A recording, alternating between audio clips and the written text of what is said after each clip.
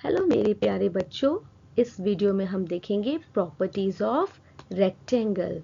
Yes, you are right, properties of rectangle. So now let us see the properties of rectangle. This is a picture of rectangle where A, B, C and D are the vertices. मतलब इसके कोने हैं. A rectangle is a type of quadrilateral. Quadrilateral क्यों है? क्योंकि इसके 4 sides हैं and of course it is closed. Next is opposite sides are equal and parallel. Now what are these opposite? आमने सामने. So AD के just सामने वाली साइड कौन सी है? BC. So AD will be equal to BC and AD will be parallel to BC. Similarly AB के just opposite side कौन सी है? DC. So AB will be equal to DC and AB will be parallel to DC. Next is all angles are equal and that is equal to 90 degree. इसका मतलब है angle A equal to angle B equal to angle C equal to angle D and all are equal to 90 degree. अब इसमें बोलने वाली बात ही नहीं है बिकॉज दोनों 90-90 है तो अपोजिट एंगल्स भी क्या होंगे? इक्वल. इसका मतलब है angle A will be equal to angle C and angle B will be equal to angle D.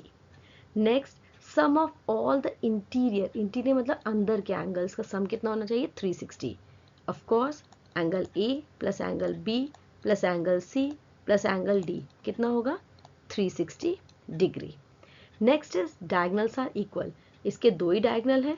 First is AC and second is BD और ये दोनों के दोनों क्या होंगे? इक्वल होंगे. AC will be equal to BD. Next is diagonals bisect. Bisect का मतलब है दो इक्वल हिस्सों में बांटना.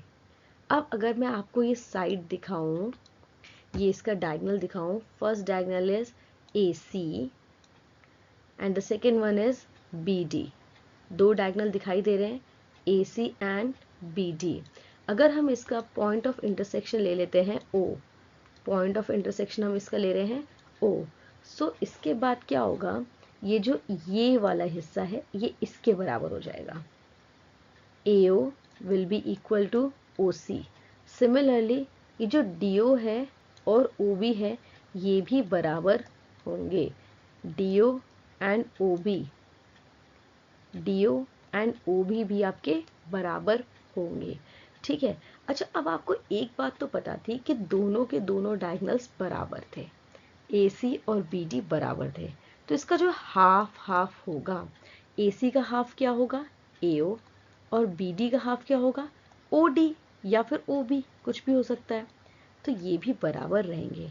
इसका मतलब है ये जो छोटे छोटे हिस्से हैं हमारे डायगनल के, ये सारे के सारे बराबर रहेंगे. So diagonals bisect each other and all these parts are also equal. Now next is a diagonal divides a rectangle into two congruent triangles. ये हमने parallelogram में भी देखा था. For example, this is our first triangle. ये triangle किस diagonal से बना है? AC से.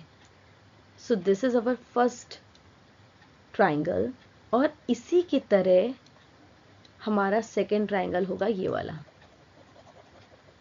ये दोनों के दोनों ट्राइंगल हमारे रहेंगे कॉन्ग्रेंट. ये दोनों ट्राइंगल हमारे क्या हो जाएंगे? कॉन्ग्रेंट.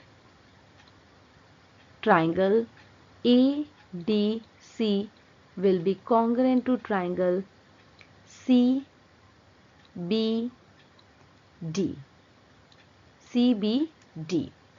याद रहे ये जो कॉन्ग्रेंट ट्राइंगल्स होते हैं इसमें तीनों साइड्स करस्पॉन्डिंग साइड्स होती है उस वाले ट्राइंगल के इक्वल होंगी और तीनों करस्पॉन्डिंग एंगल्स भी इक्वल रहेंगे.